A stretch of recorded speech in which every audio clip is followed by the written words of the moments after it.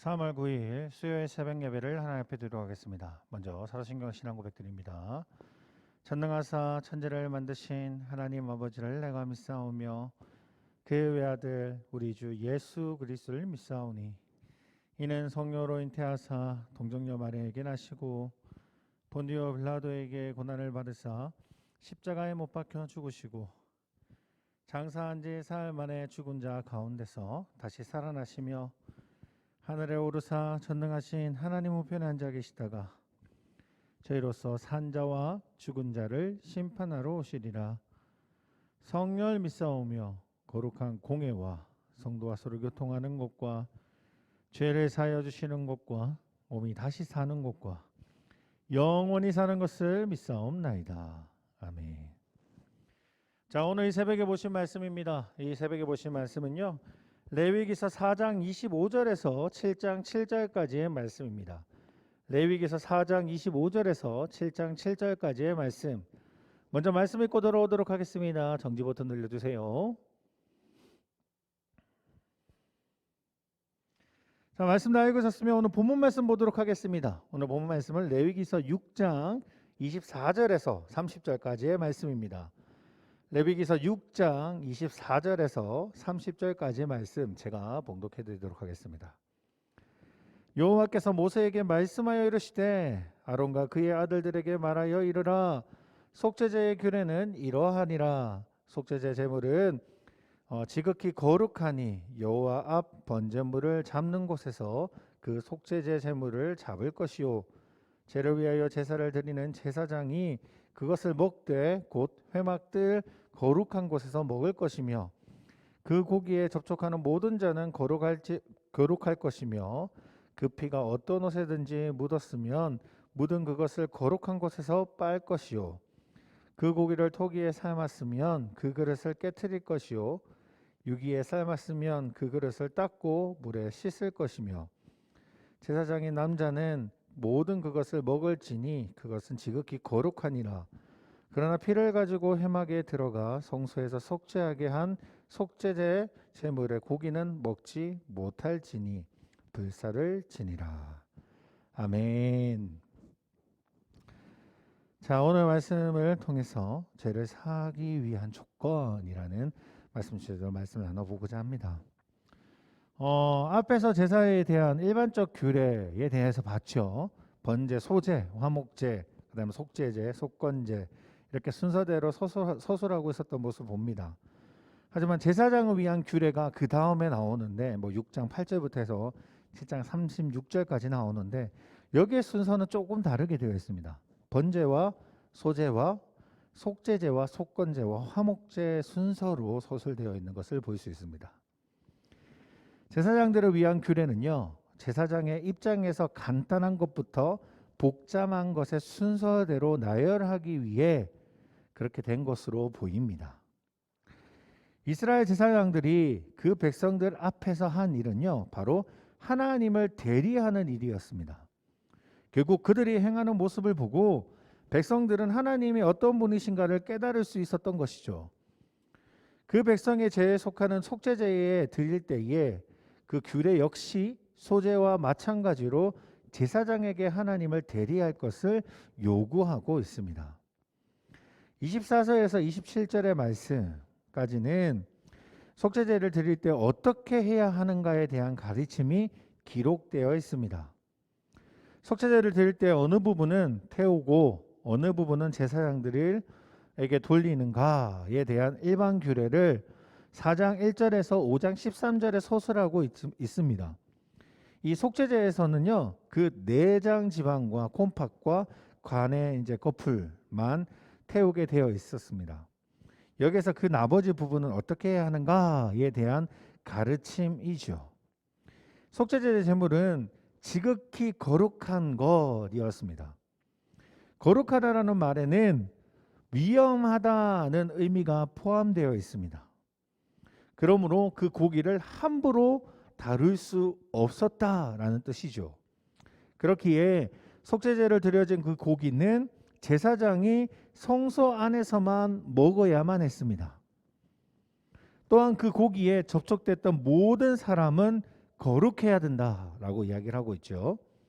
27절 말씀은요. 이렇게 이야기합니다. 그 고기에 27절 말씀 볼까요? 그 고기에 접촉하는 모든 자는 거룩할 것이며 그 피가 어떤 옷에 묻었으면 묻은 그것을 거룩한 곳에서 빨 것이요 라고 이야기하죠. 그 고기에 접촉한 모든 사람은 거룩해져야 된다 라는 이 의미보다는 그 고기에 접촉하려는 누구라도 거룩해야 한다 라고 받아들이는 것이 조금 더 자연스러운 이야기입니다. 거룩하지 못한 사람이 그 고기에 접촉하려 해서는 안 된다라는 말입니다. 제사장은요, 일반 백성들 앞에서 하나님을 대리하는 행동을 해야 합니다. 그러므로 소제에서도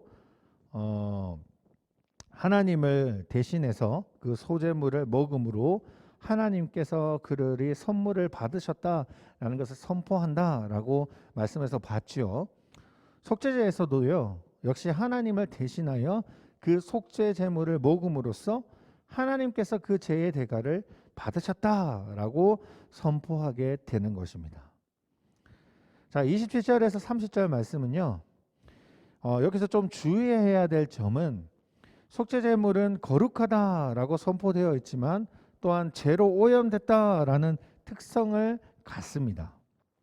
거룩한데 죄로 오염된다라는 것은 언뜻 이해가 되지 않지만 깨끗한 천으로 더러운 것을 닦아낸 것을 생각하면 될 것입니다. 그러므로 그 피는 거룩하지만 또한 죄로 오염되었으므로 옷에 묻어있는 것을 빨아야 한다고 이야기하는 거죠. 또 그 속죄 제물을 제사장이 먹을 때에 토기에 삶았다면 그 토기는 깨트려야 합니다. 죄로 오염된 것은 토기 안에 스며들기 때문이죠.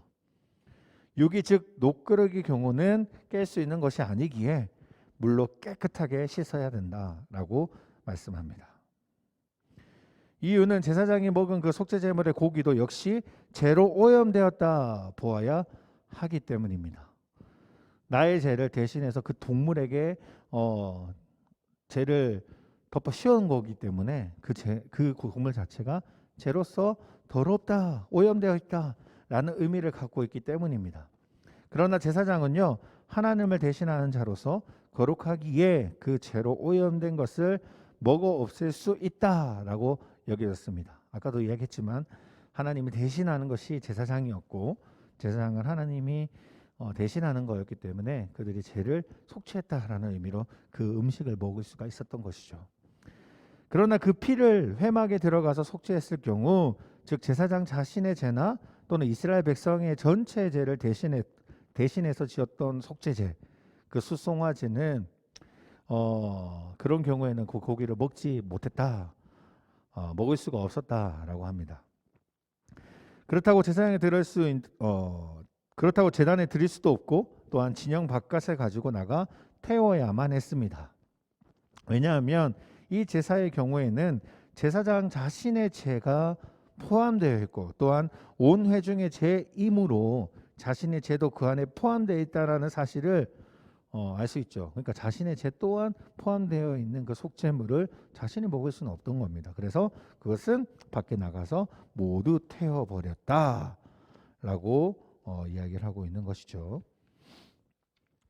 속죄제의 규정은요, 제사함이 가능하기 위한 조건들을 잘 보여주고 있습니다.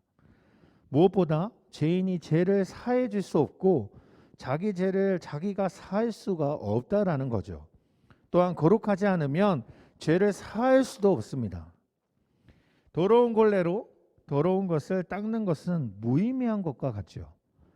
사실 생각해 보면 당연한 것이지만 하나님은 제사법을 통해서 이 사실을 그들에게 명백하게 보여주고 있는 것입니다. 이는 예수님께서 어떻게 우리 죄를 사하여 주셨는가에 대한 가장 확실한 설명이지요. 예수님은 거룩하신 분이셨기에 우리의 죄를 사하여 줄 수가 있는 것입니다. 그분께서 전혀 죄가 없으므로 세상의 그 어느 누구의 죄도 담당할 수 있는 것이죠. 그런데 예수님은 또한 우리에게 그 영을 부어주셔서 같은 사역을 감당하라라고 말씀합니다. 그래서 우리 그리스도인은 소돔성의 의인 10명과 같은 존재인 것이죠.